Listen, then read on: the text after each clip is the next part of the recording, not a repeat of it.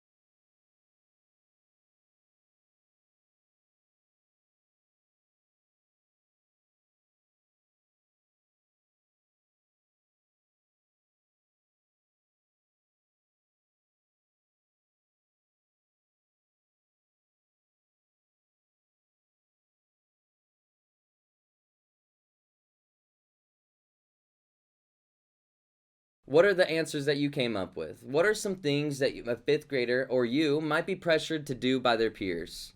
That may be cheat on a test, that may be bully someone, or even lie. And that's right, a peer may pressure you to do something you know is wrong. Do you think it is possible to influence your friends or peers in positive ways? Well, we answered that. We said yes. When you encourage a peer to make a responsible decision or to do something healthy, that is positive peer pressure. Let's take a closer look at two different types of pressures. So, open your workbook to page 21 to the section titled System Check. Let's see if you can differentiate the positive peer pressure situation from the negative ones. We will read the scenarios together and then you will answer the questions individually. So I would like to have 2 volunteers to read for each scenario. So 4 volunteers in total. If I could receive the help from our teacher, that would definitely help the class. Thank you so much. This may go a bit easier. I'm going to give about 3 minutes on the board to read the scenarios, and if it takes a shorter amount of time, feel free to fast forward past the timer.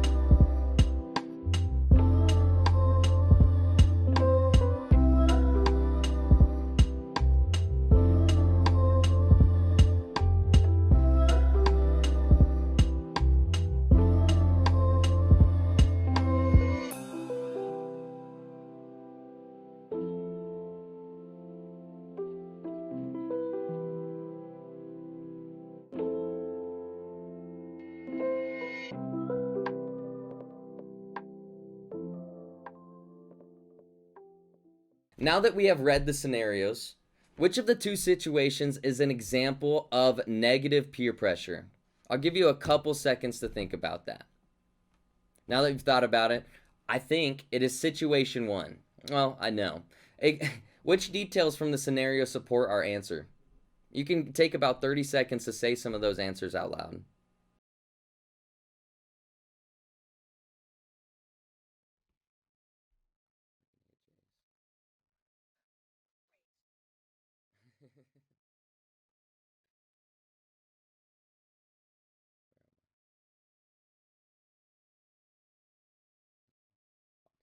Some of our answers may be Tyson pressured Jason to spend money on the movie instead of saving to buy his brother a video game.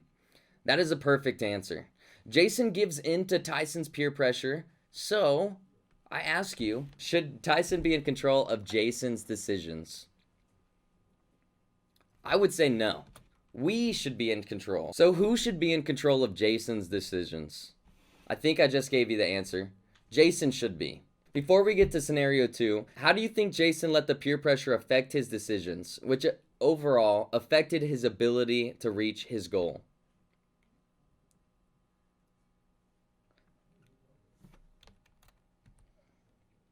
Well, Jason gave up some of his money, and so he couldn't overall reach his goal of buying his brother a video game. So he let Tyson make a decision for himself, and that's not okay. We want to stay away from doing that. So that was negative peer pressure. He did not reach his goal, and he did something that did not support his goal.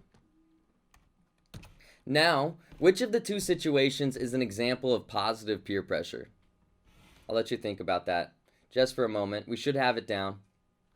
All right, scenario 2 is our answer. Positive peer pressure in scenario 2 is supported by what details? Well, Donna did not want to go to cheerleading tryouts. She didn't want to get up.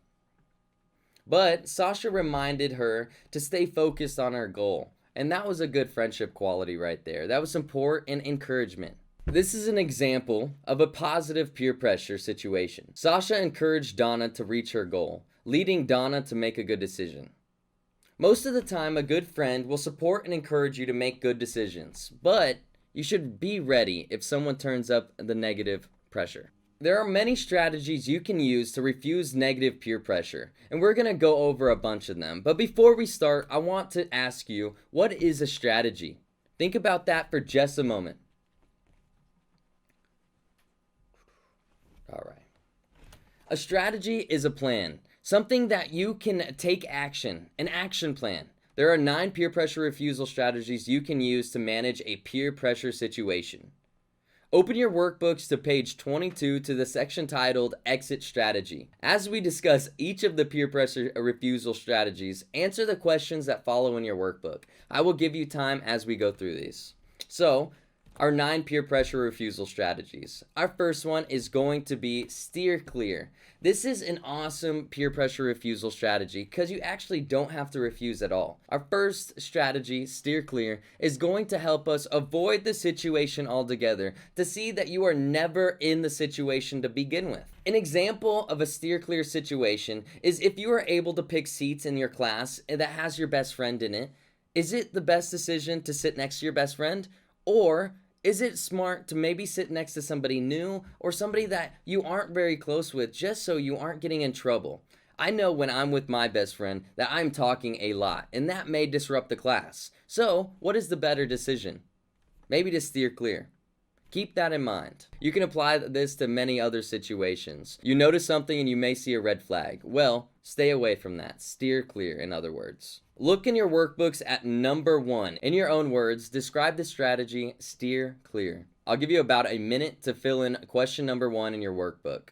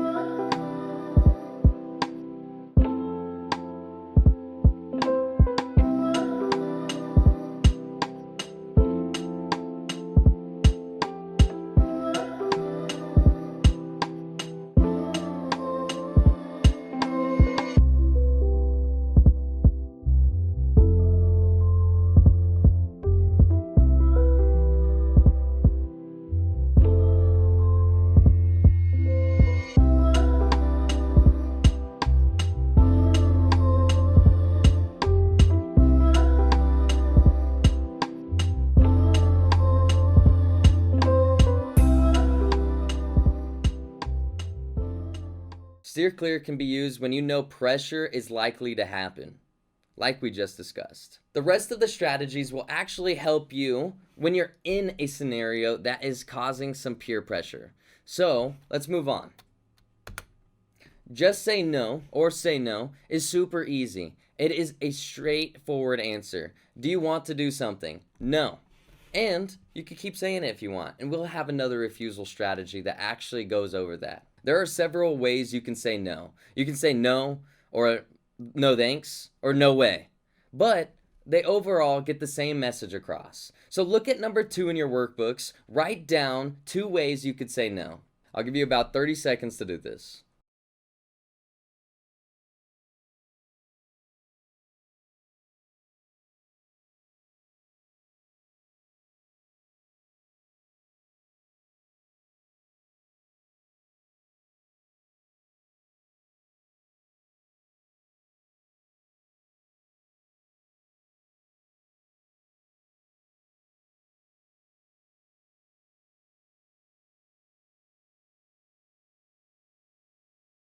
Very good. Think about which communication style you should use to refuse peer pressure. Should you be passive? Should you be aggressive? Should you be assertive? I think you should be assertive. By speaking clear and confident and loud enough to get your message across, you don't have to yell and you don't want to be unconfident. So, you want to make sure that you're giving eye contact and making sure that you show the confidence in your answer no. So, it's not overly confident because we don't want to burn a bridge and destroy a friendship, but we do want to stay confident. If we aren't confident and we are passive, then we may be looking down, and that may tell your friend or somebody that is trying to peer pressure you to convince you more. And we want to stay away from that. Let's be assertive when we use these peer pressure refusal strategies. Our next refusal strategy is to walk away. Think of a safe place to go and start walking there immediately. If you feel uncomfortable in a situation, do not hang around. Leave the situation quickly. I want you to look at question number 3. If you are pressured in the hallway at school, what are some safe places you could go to when you walk away? I want you to write your answers on the line. Where is a safe place you could walk if you are pressured in the hallway? Some answers may be a teacher's classroom, the office, or even somewhere with lots of people is always a safe option. We are moving right along. So let's get to the next strategy. The next strategy is to ignore. What does it mean to ignore? I want you to write your answer to statement number 4 in your workbook. And we're going to move along because ignore is pretty self-explanatory. Broken record is our next strategy. To use the broken record strategy, just repeat the same thing over and over again. For example, when I said earlier, no, no way, no thanks, that is all a broken record. If someone pressured you to lie, you could say, I don't lie. If the person says everyone doesn't, what would you say? You could say again, I do not lie. And by saying that over and over again, the person that is trying to peer pressure you will understand that this is not okay, that you don't want to do it, and to overall give up. So, be a broken record if you have to. Repeat what you have to say and stand your ground. I want you to answer question 5 in your workbook. So take about 30 seconds to do so.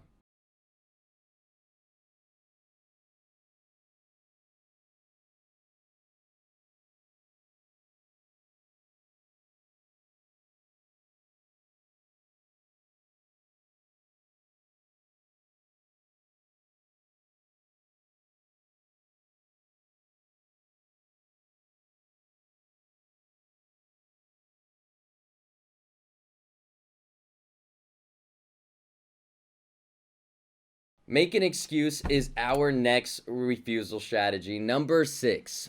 Think of a real reason not to go along with your friends. You do not have to lie. Instead, come up with something believable and truthful. Think of a real excuse for number 6. Number 7 is to reverse the pressure. We want to reverse the pressure back on the person who is pressuring you. When we are using the reverse the pressure strategy, we want to put the pressure back on the person who is pressuring us. So, I want you to say, why are you pressuring me? Why are you pressuring me? Or, if you were my friend, you wouldn't pressure me to do something I do not want to do. By saying those things, by saying those statements, we put the pressure back onto the person pressuring us. And so it puts the ball into their court. Do they want to disrespect us by telling us to keep doing something we don't want to do? They probably won't. And so they'll probably stop. I want you to look at question number 7 and write what you would say to reverse the pressure. And I just gave an example. Why are you pressuring me? Or, if you were my friend, you wouldn't pressure me to do something I do not want to do. Super self-explanatory. You got this. The next 2 strategies are pretty exciting. They provide you with an opportunity to refuse peer pressure and at the same time encourage your peers to make healthy decisions. You can encourage the other person to do something positive rather than something negative. I want you to state the facts for number 8.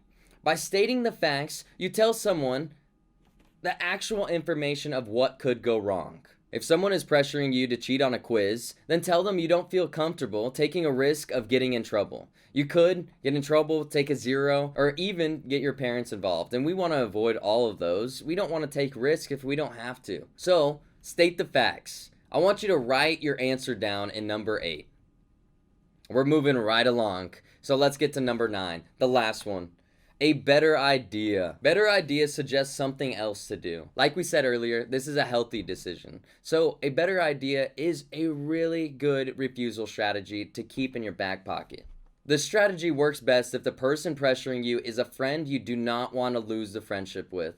So I want you to say, I have a better idea. Let's go to the park and play basketball. You could fill in that statement with anything else you want to do. Any other hobbies, by reading, playing video games, riding a bike. Possibilities are endless. Think of a safe, healthy, and fun activity for you and a friend to do instead. Write your answer on the lines provided for number 9. Make it your own idea, just for a little practice.